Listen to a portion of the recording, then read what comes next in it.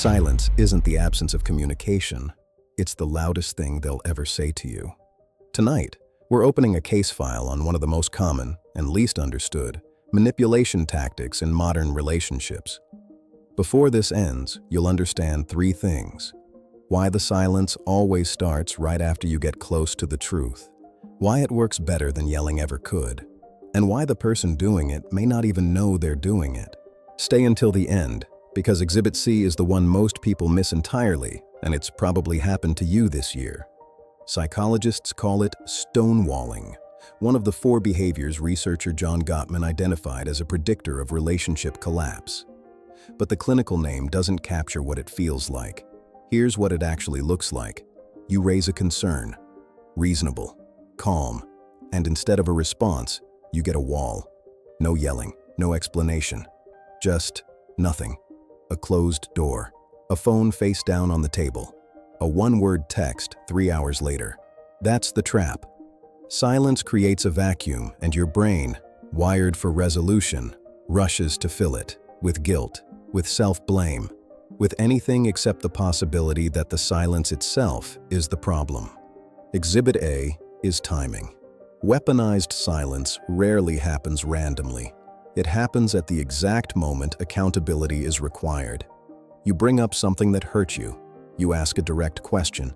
You get close, too close, to a truth they don't want examined. And that's when the door shuts. This isn't someone who's simply bad at conflict. Someone bad at conflict still tries, clumsily, to engage. This is different. This is silence deployed. A consequence designed to teach you that raising concerns costs you something. Did the silence ever start? Right after you asked a hard question? Exhibit B is what the silence does to the balance of power. In a normal disagreement, both people hold some control. You can both speak, both explain, both be heard. Silence removes that. Only one person controls when the conversation resumes. Only one person decides when you're forgiven. You're left checking your phone, rehearsing apologies for things you haven't confirmed you did wrong. That's not conflict avoidance. That's control, wearing conflict avoidance as a mask. Before we get to Exhibit C, the one most people never catch, I want to ask you something. If you've ever felt that exact shift, the moment you asked something real and the room went cold, comment the number 2 below. Not to share your story publicly, just the number. We're tracking how common this specific pattern actually is, because the data on this tactic is a lot messier than people assume, and your comment helps us map it. Here's Exhibit C, the part that complicates everything. Not every person who stonewalls is doing it consciously. Some genuinely flood with emotion, shut down, and believe they're protecting the relationship by withdrawing. Gottman's research shows stonewalling is often preceded by physiological overwhelm, a nervous system in fight or flight, even when the person looks calm on the outside. So how do you tell the difference between someone overwhelmed and someone using silence as leverage? The answer isn't in the silence itself. It's in what happens after.